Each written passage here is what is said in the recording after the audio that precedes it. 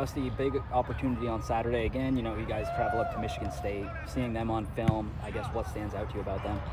Man, it's going to be a nice challenge just because, and they go hard. Like their motors on defense, their D-line, they're coming every single play.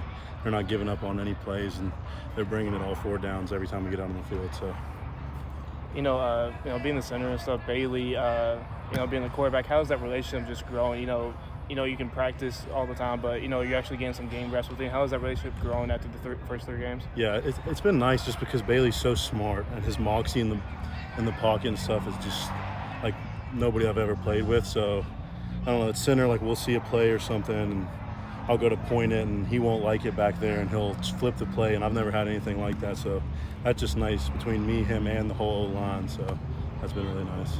Stepping into that center role this year, after Seth has held it for however many years, he held it seemed like 80, 90 years. But, I guess how has that transition been for you these first few games?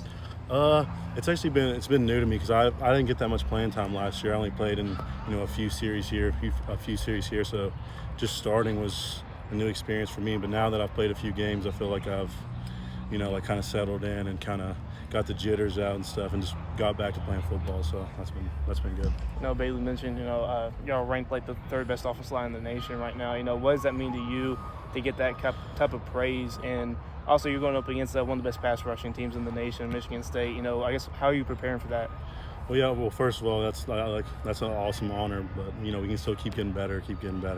It's not over yet, but just preparing for them. They had 7 sacks against. I think last week they had 7 sacks, and we haven't been giving up that many sacks or anything. So it's going to be an awesome challenge. But we're just going to prepare like we do every week. Lock in the film room, and then just try to go out there and perform. Most of the times this season when the offense hasn't scored, it's been a lot of self-inflicted wounds. That interceptions in the first series, the first couple games, false starts against Army in that second drive, stuff like that. I guess when you have to play a clean game against a team like Michigan State, I guess what's the mindset, coming in, and how do you actually do that? Well, the mindset is, what we do at practice. False starts have been a huge drive. If you look back at the film, every time we don't score, it's like you said, a self-inflicted wound. False start. Penalty on the offensive line.